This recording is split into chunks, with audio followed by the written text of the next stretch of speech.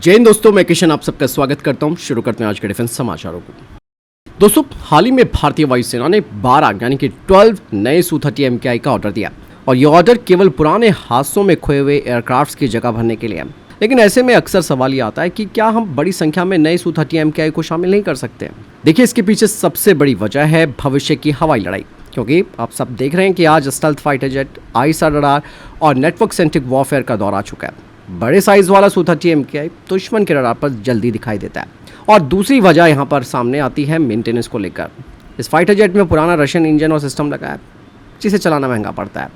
यही वजह है कि इंडियन एयरफोर्स नई फ्लीट खरीदने की बजाय सुपर सुखोई अपग्रेड पर दाव लगा रही है। इसमें विरूपाक्ष आईएसआर रडार लगेगा, नया इलेक्ट्रॉनिक वॉरफेयर सिस्टम लगेगा और मॉडर्न एविनिक्स के साथ इसकी बेहतर नेटवर्किंग क्षमता होगी।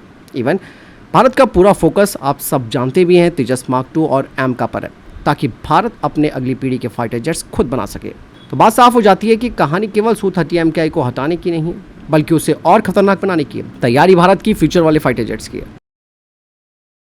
हाल ही में रक्षा मंत्रालय ने भारत फोर्स के साथ 425 करोड़ रुपए का कॉन्ट्रैक्ट किया है। इसके तहत 12 स्वदेशी 1.25 मेगावाट के मरीन गैस टर्बाइन जनरेटर्स भारतीय नौसेना के कोलकाता क्लास डिस्ट्रॉयर्स पर लगाए जाएंगे। और मैं आपको बता दूं कि ये जनरेटर केवल जहाज को चलाने के लिए नहीं है, बल्कि इन जहाज के रडार, सोनार, इलेक्ट्रॉनिक वॉरफेयर सिस्टम और हथियारों को पावर देने के लिए है। आपको मैं बता दूं कि पहले इन जहाज़ों में लगभग 1 मेगावाट की क्षमता थी, लेकिन अब हर जहाज को करीबन 5 मेगावाट तक बिजली मिल सकती है। और ये जो अतिरिक्त बिजली है वो भविष्य में 300 से 500 किलोवाट के लेज़र वेपन लगाने में मदद करेगी, जो कि ड्रोन्स, मिसाइल्स और छोटे समुद्री खतरों को बिना मिसाइल खर्च के सेकंडों में निशाना बनाते हैं। और साथ ही दोस्तों, इससे और भी powerful radar, electronic warfare system और मॉडर्न सेंसर्स भी लगाए जा सकते हैं। तो बात साफ हो जाती है कि भारत सिर्फ नए जंगी युद्धपोत नहीं बना रहा, बल्कि उन्हें भविष्य की लेज़र वॉर टेक्नोलॉजी के लिए भी तैयार कर रहा है। वहीं दोस्तों, कुछ रिपोर्ट सामने आई हैं जिसमें यह बताया जा रहा है कि भारत LAC पर एक इनविजिबल सेंसर वॉल बनाना शुरू कर चुका है।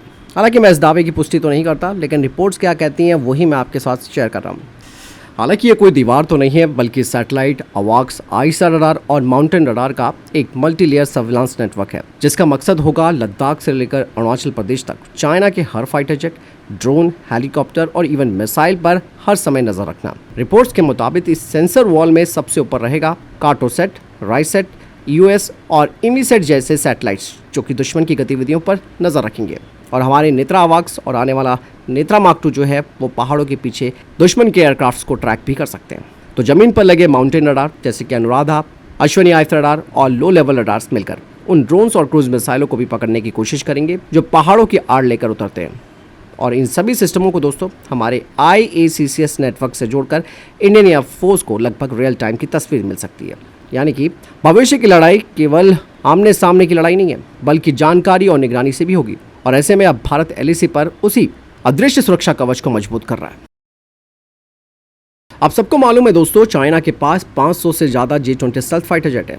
और ऐसे में अगर भारत को 114 नए रफाल फाइटर जेट्स मिल जाते हैं, तो क्या हम चाइना के इन फाइटर जेट्स का मुकाबला कर सकते हैं? तो इसका जवाब बिल्कुल ना है, क्योंकि ये पॉसिबल हो ही नहीं सकता। भले ही रफाल फाइटर जेट दुनिया के सबसे बेहतरीन 4.5 जनरेशन का फाइटर जेट्स में से एक है, जिसमें कि ISR radar, spectra electronic warfare system और मैच्योर मिसाइल जैसी मॉडर्न टेक्नोलॉजी मौजूद है। लेकिन J-20 जो कि एक स्टेल्थ फाइटर जेट है, ये दुश्मन के रडार पर नहीं पकड़ा जा सकता, मतलब काफ़ी मुश्किल है। इसीलिए भारत की स्ट्रैटेजी सिर्फ रफाल फाइटर जेट खरीदने तक सीमित नहीं है, बल्कि भारत अपने AMCA stealth fighter jet, Tejas mark 2, Ghatak combat drone, Netra mark 2 अवाक्स, S-400, प्रोजेक्ट कुशा और एक मजबूत इंटीग्रेटेड एयर डिफेंस नेटवर्क पर भी तेजी से काम कर रहा है। जिसका मतलब है कि भविष्य की लड़ाई में सिर्फ फाइटर जेट की संख्या काफ़ी नहीं होगी, बल्कि stealth, radar, drones, electronic warfare और नेटवर्क सेंट्रिक वॉरफेयर पूरी लड़ाई को तय करेगा। तो यहाँ पर बात क्लियर हो जाती है कि भले ही 500 J-20 का जवाब 114 रफाल फाइटर जेट्स नहीं है, बल्कि भारत के आने वाले प्रोजेक्ट्स होंगे, जिसमें कि भारत की पूरी एयर पावर जॉइंटली काम करेगी। फिलहाल आपके हिसाब से भारत को सबसे पहले किस प्रोजेक्ट पर तेजी लानी चाहिए? तेजस मार्क 2, AMCA या MRFA? आप कमेंट्स में अपनी राय जरूर दीजिएगा। वहीं दोस्तों, भारतीय नौसेना को जल्द मिलने वाला है स्वदेशी रडार, जो कि दुश्मन के एयरक्राफ्ट्स और मिसाइलों को बहुत दूर से पकड़ सकता है। रिपोर्ट्स बताती हैं कि भारत की अस्त्र माइक्रोवेव ने एक स्ट्रैटेजिक नेवल आईएसआर रडार को सफलतापूर्वक DRDO को फाइनल परीक्षण के लिए सौंप दिया।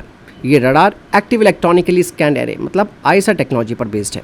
इसका काम होगा दूर से दुश्मन के फाइटर जेट्स, मिसाइल, ड्रोन्स और समुद्री खतरों का पता लगाना और एक साथ कई लक्ष्यों को ट्रैक करना। और ये रडार भविष्य में भारतीय नौसेना के नेक्स्ट जनरेशन के जंगी युद्धपोतों पर भी लगाया जा सकता है, जिससे कि उनकी एयर डिफेंस, अर्ली वार्निंग और फायर कंट्रोल क्षमता कई गुना बढ़ जाएगी। और सबसे बड़ी बात यहाँ पर ये है कि ये पूरी तरह भारत में डेवलप किया गया है, जो कि भारत के डिफेंस क्षेत्र में आत्मनिर्भरता की दिशा में भी एक बड़ी उपलब्धि मानी जा सकती है। और अगर इसके फाइनल परीक्षण सफल रहे तो भारतीय नौसेना को जल्द ही एक और अत्याधुनिक स्वदेशी आइस रडार मिल जाएगा। दोस्तों, रूस की रोसबोरोन एक्सपोर्ट ने भारत को T-90 MS main battle tank का जॉइंट प्रोडक्शन करने का प्रस्ताव दिया है। और यहाँ पर मैं आपको बताना चाहूँगा कि भारत पहले ही अवाड़ी में 1000 T-90 भीष्म टैंक बना चुका है। अब अगला कदम T-90 MS हो सकता है। इस नए टैंक को मिलेगा 1130 हॉर्स पावर का इंजन, ज़्यादा मजबूत वेल्डेड टैरेट, बेहतर armour, modern fire control system और हंटर किलर कैपेबिलिटी, जिससे कि कमांडर और गनर एक साथ अलग अलग लक्ष्यों पर हमला कर सकते हैं। इसके अलावा इसमें डिजिटल बैटलफील्ड मैनेजमेंट सिस्टम भी होगा, जिससे कि टैंक रियल टाइम में दूसरे टैंक, पैदल सेना यानी कि इन्फेंट्री और कमांड सेंटर के साथ सीधे जानकारी शेयर कर सकता है। बताया जा रहा है कि अगर ये प्रस्ताव मंजूर हो जाता है तो भारतीय सेना को ज़्यादा मॉडर्न टैंक मिलेगा और मेक इन इंडिया को भी बड़ी ताकत मिलेगी। हालांकि यहाँ पर एक चीज़ और जोड़नी चाहिए, जिस तरीके से ड्रोन खतरे बढ़ रहे हैं, ऐसे में काउंटर ड्रोन सिस्टम से भी इन टैंकों को लैस करना पड़ेगा, ताकि इन छोटे हमलों से महंगे टैंक सुरक्षित रह सके। तो कुल मिलाकर मैं कहना चाहूँगा कि भारत केवल अब टैंक नहीं खरीद रहा है, बल्कि उन्हें देश में बनाने और उन्हें लगातार मॉडर्न बनाने की दिशा में आगे बढ़ रहा है। सवाल अब ये आता है कि क्या भारत को अब T-90 MS पर आगे बढ़ना चाहिए, या फिर हमारा जो अपना खुद का फ्यूचर रेडी कॉम्बैक्ट व्हीकल यानी कि FRCV प्रोजेक्ट है, उस पर दाव लगाना चाहिए। आपकी क्या राय है इस बारे में कमेंट सेक्शन में लिखकर जरूर बताइएगा। बढ़ते हैं नेक्स्ट अपडेट की तरफ। भारतीय सेना अब हैवी लिफ्ट लॉजिस्टिक्स ड्रोन्स और AI बेस्ड स्वार्म ड्रोन्स पर तेजी से काम कर रही है। इस नए ड्रोन का लक्ष्य है 200 किलोग्राम तक का सामान, जैसे कि राशन, अम्युनिशन और मेडिकल सप्लाई सीधे ऊंची पहाड़ी चौकियों तक पहुंचाना। इससे हेलीकॉप्टर पर निर्भरता कम होगी, लागत भी कम आएगी और सैनिकों तक सप्लाई तेजी से पहुंचेगी। और इतना ही, सेना ऐसे स्वार्म ड्रोन्स को भी डेवलप कर रही है जो एक दूसरे से बात करते हुए खुद फैसला ले सकते हैं।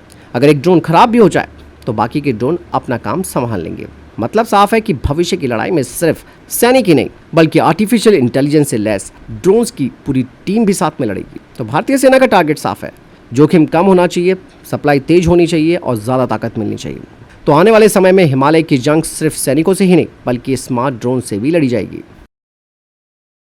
वहीं दोस्तों, J-20 स्टेल्थ फाइटर जेट को लेकर भी लगातार अपडेट्स आ रही हैं। डिफेंस एक्सपर्ट्स कह रहे हैं कि चाइना अब हर साल 100 से ज़्यादा J-20 स्टेल्थ फाइटर जेट बना रहा है। इनमें से उसने कई फाइटर जेट्स होटान और शिगास्ते जैसे तिब्बत के एयरबेस पर डिप्लॉय भी कर लिए, जो कि भारत की उत्तरी सीमा से काफ़ी करीब है। भारतीय वायुसेना के रिटायर्ड एयर मार्शल ने कहा कि ये भारत के लिए एक वेकअप कॉल है और इस चुनौती का जवाब सिर्फ नए फाइटर जेट्स खरीदना नहीं है, बल्कि super Sukhoi upgrade, Netra mark 2 अवाक्स, S-400, project Kusha, AMC stealth fighter jet, Tejas mark 2 और मजबूत इंटीग्रेटेड एयर डिफेंस नेटवर्क को तेज़ी से आगे बढ़ाना होगा। तभी हम इस चीज़ का जवाब दे पाएंगे, क्योंकि आगे की जंग स्टेल्थ, सेंसर्स, AI, रडार और नेटवर्क सेंट्रिक वॉरफेयर से ही तय होगी। और चाइना के 500 J-20 भारत के लिए एक बड़ी चेतावनी है, लेकिन असली जवाब भारत का होगा तेज रफ्तार से अपने डिफेंस प्रोजेक्ट्स को आगे बढ़ाना, AMC और आधुनिक एयर डिफेंस सिस्टम को जल्द से जल्द तैयार करना। तो यही सारी चीज़ें जो कि हमें इस चैलेंज का मुकाबला करने के लिए खड़ा कर सकती है। बढ़ते नेक्स्ट अपडेट की तरफ। दोस्तों, अमेरिकी एयरफोर्स ने अपने वेनोम प्रोग्राम के तहत पहली बार AI को F-16 फाइटर जेट उड़ाने में सफलता हासिल की है। इस परीक्षण के दौरान AI ने असली उड़ान में एयरक्राफ्ट को कंट्रोल किया, जबकि कॉकपिट में मौजूद पायलट सिर्फ सुरक्षा के लिए निगरानी कर रहा था। इस टेक्नोलॉजी का मकसद पायलट को हटाना नहीं, बल्कि उसे AI की मदद से ज़्यादा तेज फैसले लेने में सक्षम बनाना है। और भविष्य में यही AI ड्रोन के साथ टीम बनाकर दुश्मन के एयर डिफेंस पर हमला, इलेक्ट्रॉनिक वॉरफेयर और खतरनाक मिशनों को संभाल सकता है। जिससे बात तय हो जाती है कि आने वाले समय में हवाई युद्ध सिर्फ फाइटर जेट का नहीं होगा, बल्कि इंसान और AI की टीम का होगा। AI दोस्तों अब केवल आपके कंप्यूटर तक सीमित नहीं है, बल्कि अब ये फाइटर जेट भी उड़ाने लगा है। फिलहाल इस बारे में आपकी क्या राय है, कमेंट सेक्शन में लिखकर जरूर बताइएगा।